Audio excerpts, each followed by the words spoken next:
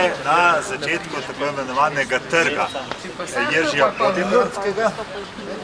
Gre tukaj za vladarja, ki prihaja enega izmed znanih. Samo družino Žemišl potem nekako nasledi družina Luksemburg, Svetu Nikolaju.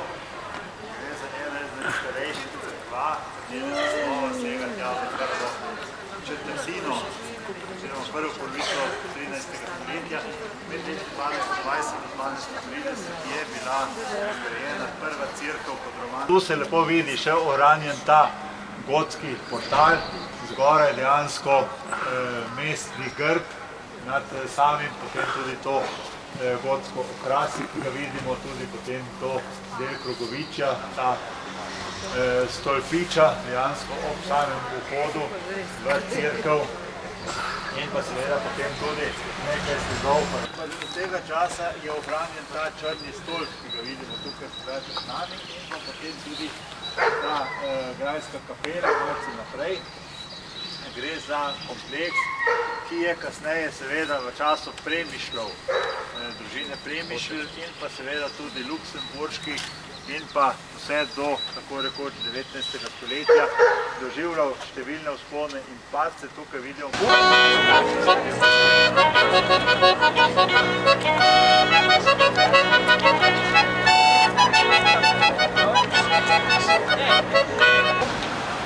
tukaj zadaj je pa ta peljača, ki pelje proti temu stolpu Diana, če bo kdo želel. Mi gremo sedaj tukaj iz centra, tukaj je ta termal, ta stolpnica tu, tako da boste imeli malce pregled orientacije. Mi smo zdaj tu na Dvoržakovi sadi v tem delu in bomo šli tukaj skozi Mlinske nabrežji, pa tukaj ortodoksna cerkev za temi kupolami, izjemno lepa, no malce naprej na drugi strani je pa potem ta znani hotel, tudi hotel Imperial. Tako da boste, kdo bo potem želel. Tako da potem se pa zopet šlačate, recimo, bomo šli nazaj tukaj dol in tu je potem center. Muzej je pa tule ta rdeči znak. Dejansko tukaj pri namesti Republike. Mi smo šli tukaj na dr. Davida Behera, smo mi stopili potem iz avtobusa in na vogalu je pa ta rdeča stavba, ko sem prej pokazal, ko visi zunaj tista zastava. To je pa muzej Beherov. Tukaj dejansko za 4 vrelce, tukaj v tem delu, gre za tako imenovani Milspring oziroma mlinski vrelec, potem vrelec princa Venčeslava, potem vrelec princese Libuše, o princesi Libuši potem kasneje malce spregovoril v avtobusu po zvezi z legendami o nastanku Prage, ona naj bi bila nekje prva graditeljica samega mesta Praga in pa potem tudi tako imenovani kamniti vrelec. Kaj bi še tukaj veljalo omeniti? Na eni strani je tako imenovana zdraviliška oziroma zdraviliška lekarna v tem delu in pa tukaj te lončke, ki jih oni uporabljajo oziroma tudi prodajajo kot suvenirje. Gre pa tu, če pogledate, imate različne oblike lončkov, tudi za temi izlivi. Namreč v ta lonček nalijejo vodo in potem na tej cevki počasi pijejo to vodo. Tako da imate potem različne tipe. Dejansko je to kot ročaj, ima to vodno cevko, tako da vi potem preko ročaja počasi pijete vodo.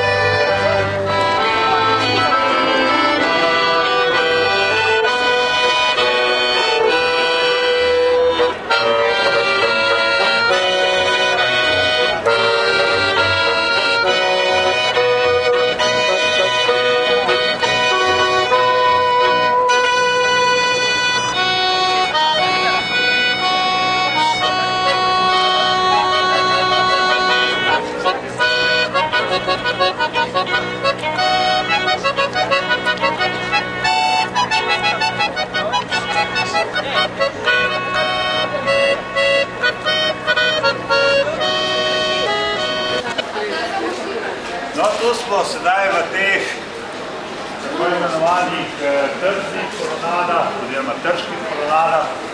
Gre dejansko za kolonade, ki so bile narejene v tako imenovanem švicarskem stilu, so pa bile tukaj v uporabi samo nekaj let.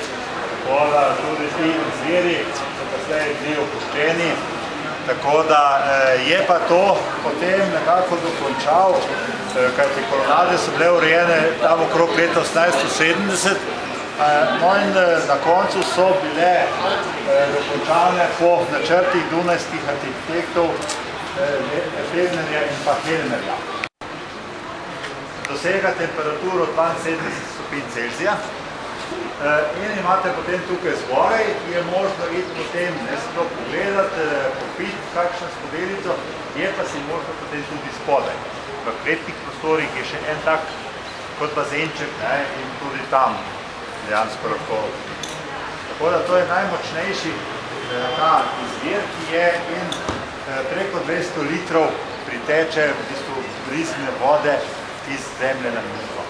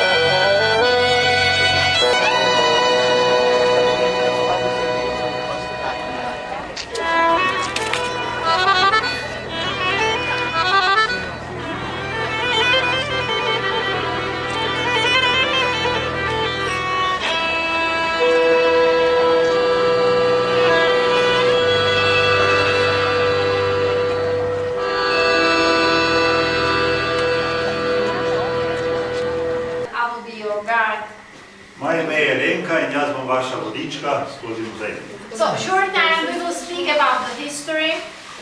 Tukaj bomo najprej spregovorili o zgodovini samega Then muzeja. we will introduce you our products. Potem vam bomo predstavili naše produkte. Then we will go slowly downstairs to our cellars. Kasneje bomo šli počasi skozi naše kleti. And at the end there will be maybe the best part of your visit today, like I hope, because there will be tasting of our second tasting, our second medicine for you today in our museum. No, tukaj dejansko vidimo sedaj tudi, ki je tukaj originalna in samo tukaj dobite takšno beherovko in katero boste seveda tudi poskusili na koncu. Contains 38% of alcohol and 10 sugar. Beherovka ima 38% alkohola in pa 10% sladkorja. Your second tasting with the most sweet and the most expensive liquor, cordial. Drugo sredstvo oziroma druga kupica, ki jo bomo poskusili, bo eden najbolj dragih, najbolj znanih likerjev. Zlijete malce na sladoled, potem morda na solato, skratka nekaj podobnega kot je recimo za četo balzamiko, kot liker za aromo. And last one will be really a few days ago our new product. His name is Ice and Fire, so really something special. A few days ago we make it, contains 30% of alcohol and 6% of sugar. It's really something special, something magical. It's our director and our technology man. No, to smo sedaj v naši novi kleti, skrivni recepturi. To recepturo poznata samo dve osebi, to je generalni direktor in pa tehnološki. And once time weekly, each Wednesday, one of these two men should be closed in private room, like room number 13, and they should mix and weigh well more than 1,500 kilograms from these dry herbs and spices. Vse ta dva direktorja dejansko zapreta v sobo, nekako uskladita tekočo recepturo in pa napravita mešanico, več 10 substanc, s katerih dejansko proizvajajo. Ta zelišča potem naravna zelišča, ki jih imajo tudi v teh naravnih vrečah, potem dajo za en teden v močan alkohol tukaj v to cisterno. And after that 7 days, it's of course not yet ready bekarovka. It's very strong extract, which is mixed with wine, water, wine distillate, sugar, spices, and everything. Sedaj vidimo nekaj sodov, gre za hrastove sode, ki so nažalost prazni danes. Ta mala številka, v tem primeru recimo 503, je prostornina soda, 503 litre, in pa potem ta velika številka je pa številka soda kot takšna.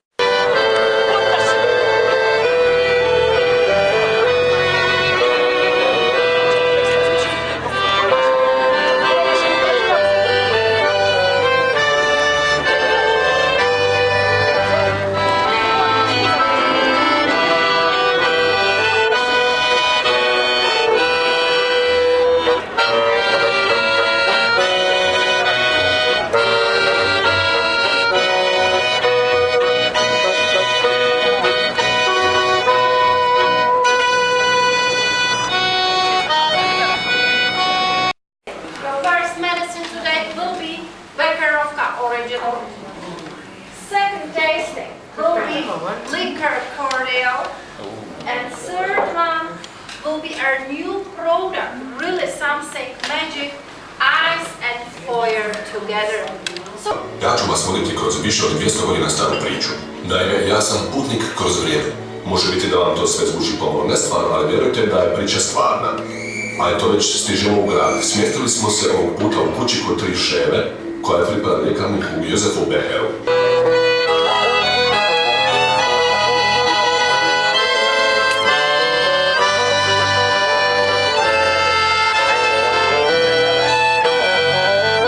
Tukaj za enega izmed najstarejših samostanov, kot sem že prej dejal. Samostan je nastal v 12. stoletju, okoli leta 1120 naj bi prišli prvi menihi, tako imenovani premostorijanci, se boste vprašali, kdo pa to je. Gre tukaj za eno Italijani, imajo te bele tukaj in pa črne originalov.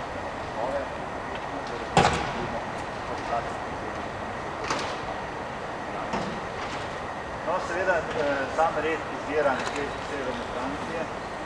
No in prvi, ki so prišli sem, so prišli samih menihov.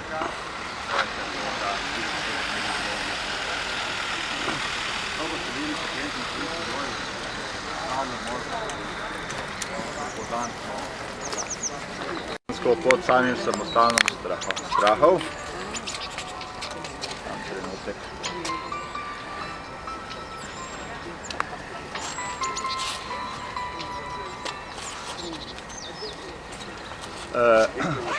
Tukaj dejansko je čudovit pogled na samo Prago, na različne predele samega mesta.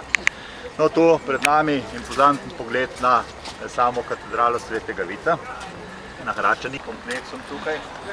Gre pa seveda tukaj za cerkev Milostne Matere, kajti gre tu dejansko za cerkev, katera je bila zgrajena v baročnem izgledu okoli 1430. No in osnova tega je seveda bila predlog, je pa zaradi samega počelja, kjer ne gre za reliefno krasitev, ampak gre za početav. To je ta tako imenovana tehnika grafita. To tehniko, ki bomo jutri sledili zelo.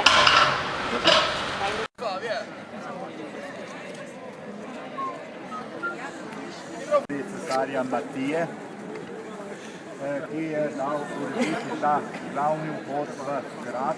Tukaj sedaj vidimo lepo tudi letnico, kdaj je bil ta slavolok oziroma ta portal v grad narejen. Tukaj vidite Don Matijas, rimski imperator, Augustus Polgario, Bohemium Rex, ogrski in pa češki kralj. In pa tudi letnica spodaj, ki priča, da je 1614, dejansko v času cesarja Matije in pa njegovega svojo rezidenco. Tako da Karel IV. Je potem uredil že delno rezidenco tukaj na gradu. Kasneje Rudolf si je uredil rezidenco zopet spodaj ob Vltavi, v današnjem tako imenovanem Rudolfinu. No, kasneje Ferdinand III. In pa Ferdinand IV. Kot podkralj in pa Leopold I. je pa potem že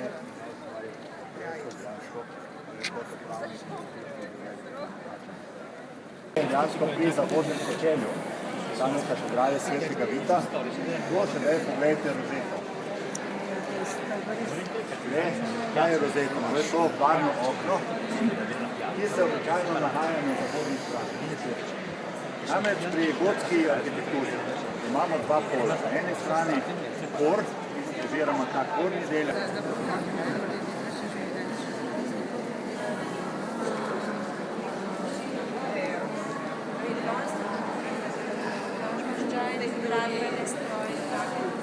In pa zgoraj pa vidimo kip svetega Vaclava.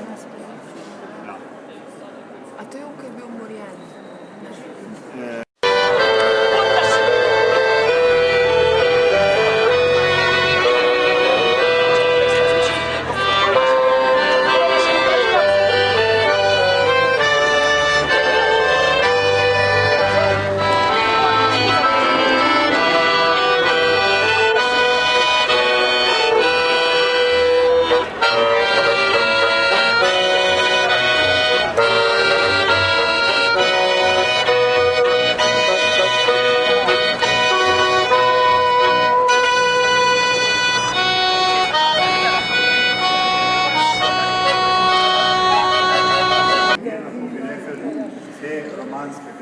z tem ravnim stropom, s tem polkrožno apsido, ki jo kasneje nadomesti presbiterij.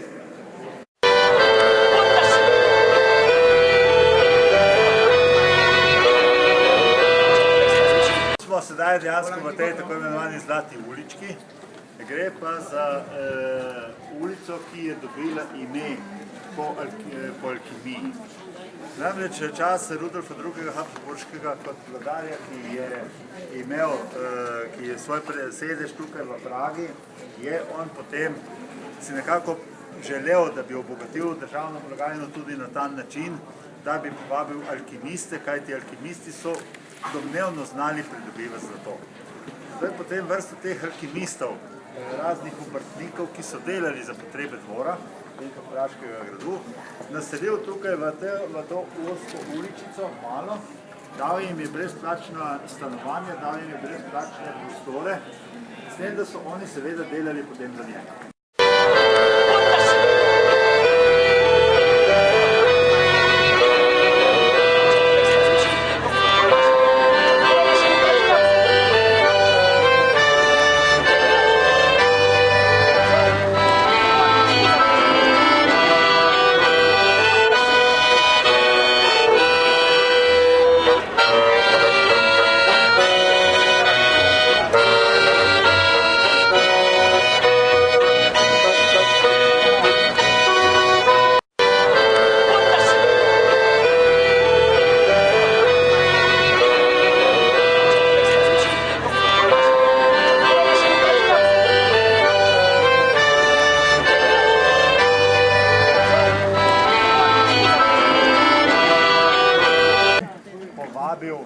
Nekako samega Petra Parlerja, kot sem že bil zdaj omenil, bil je star takrat Peter Parler 27 let, ko je prevzel projekt gradnje tega mostu. Namreč 1357 se je začela izgradnja tega mogočnega kamnitega mostu, kot sem že dejal, drugega najstarejšega v evropskem prostoru. Gre pa seveda za most, ki je drugi tak most, ki je v srednjeevropskem prostoru je bil most v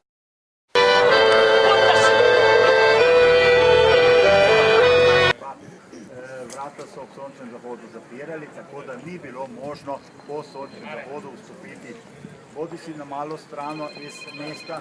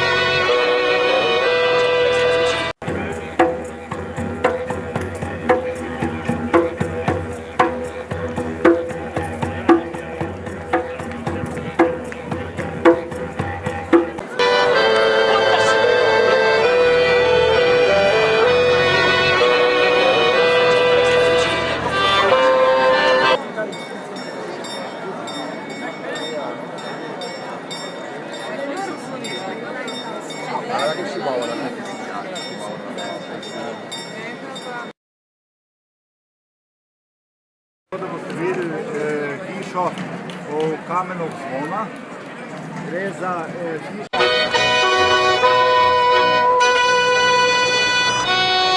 Se kaže samega Jana Husa, kajti njega predstavljajo kot pridigar, ki je tukaj malce nazaj v tako imenovani Betlemski kapeli bil kot pridigar, deloval kot pridigar, hkrati pa je bil tudi rektor nekaj let samega univerze.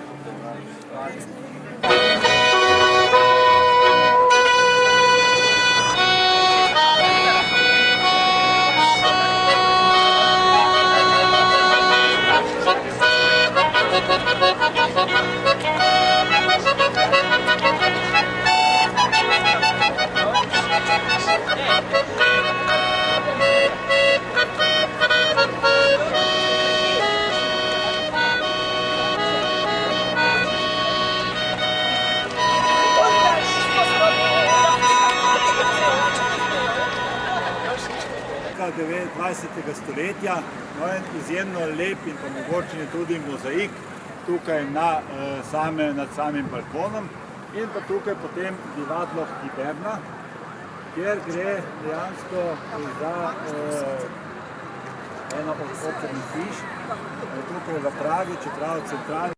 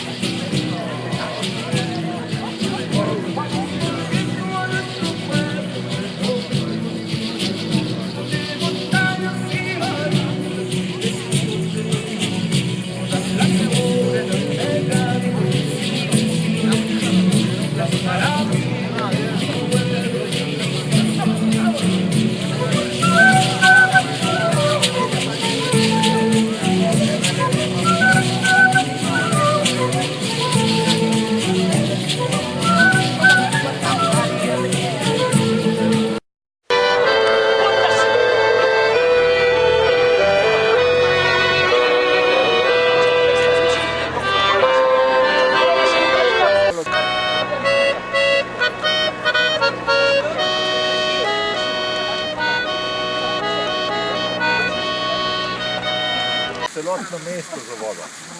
Tem so iz celotnega mesta Budjevice prihajali dejansko zajemali vodo tudi za gostinske potrebe.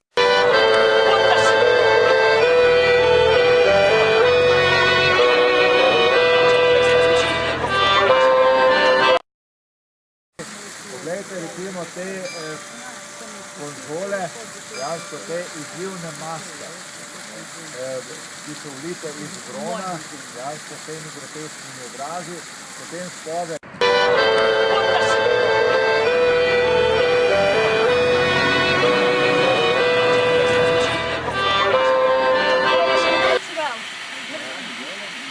We pumped about 40 liters per 1 second.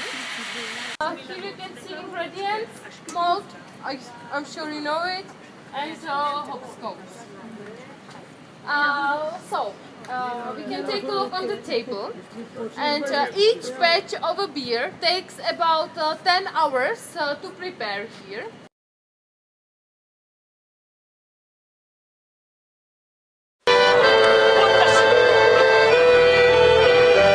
During the fall they are working and create alcohol and also carbon dioxide. And carbon dioxide we finally use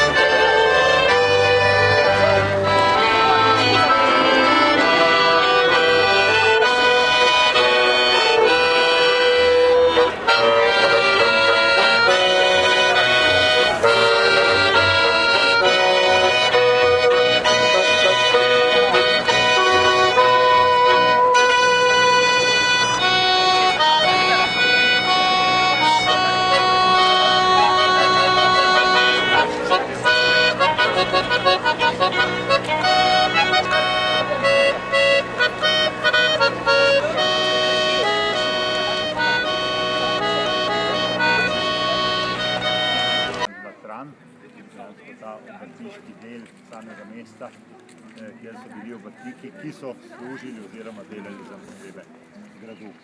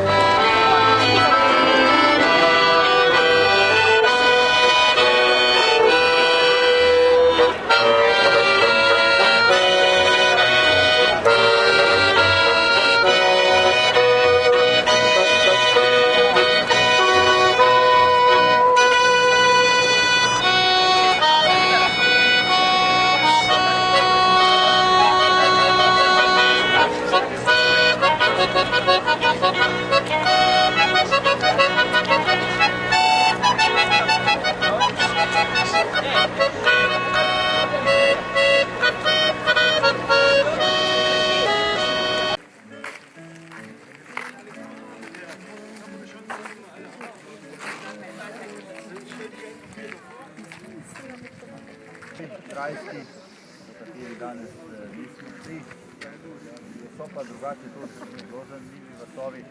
Ta stavba za tem gledališčem, ta pokriti hodnik, ki povezuje grajski kompleks.